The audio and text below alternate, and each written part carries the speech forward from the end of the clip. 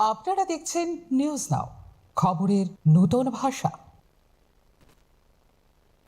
ককবরক ভাষায় রোমান লিপি চালুর দাবিতে আগরতলার আস্তাবল ময়দানের সামনের রাস্তায় যৌথভাবে মানববন্ধন কর্মসূচি পালন করল তিপ্রামথা সমর্থিত ছাত্র ও যুব সংগঠনগুলো।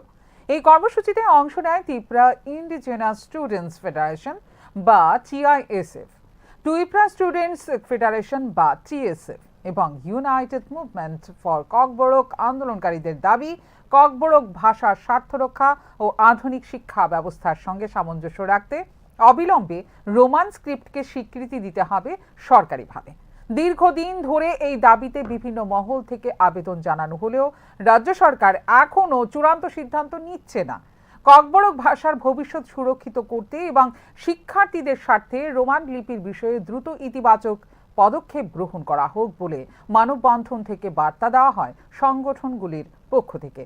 দাবি পূরণ না হলে আগামী দিনে বৃহত্তর আন্দোলনের হুঁশিয়ারিও দেন সংগঠনের নেতৃত্ব।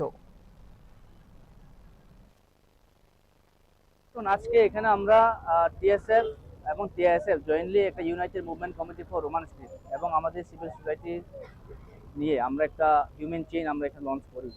আমাদের ডিমান্ড একটাই, যে ককবরক ভাষাটাকে রোমান স্ক্রিপ্টে পরিচালনা করা। দেখুন, এটা কোনো নতুন ডিমান্ড নয়, এটা আমরা সবাই জানি, আমার লং পেন্ডিং ডিমান্ড। ত্রিপুরা রাজ্যে 3-4টা ভাষা কমিশন হয়েছে, ভাষা কমিশনের রিপোর্ট মেজরিটি রোমান স্ক্রিপ্টের পক্ষে গিয়েছে, কিন্তু সরকার, ত্রিপুরা সরকার ব্যর্থ যে এই কমিশনের রিপোর্টটাকে ইমপ্লিমেন্ট করতে। কারণ আমরা দেখেছি ত্রিপুরা সরকার আমাদের ত্রিপুরা রাজ্যের ছাত্রদের ভবিষ্যৎ নিয়ে রাজনীতি করছে, ছাত্রদের ভবিষ্যৎ নিয়ে খেলা করছে।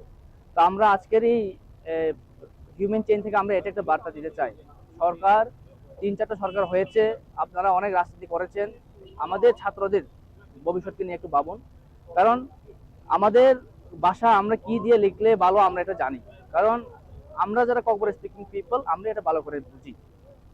তাতে থার্ড পার্সন কেউ এসে আমাদেরকে কি ভাষা দিয়ে লিখতে হবে, কি স্ক্রিপ্ট হবে, সেটা কিন্তু ইন্ডিয়ান কনস্টিটিউশন কিন্তু সেটা আমাদের দেয়নি। ফান্ডামেন্টাল রাইটস কিন্তু আমাদের অধিকার আছে, আমাদের অধিকার আছে।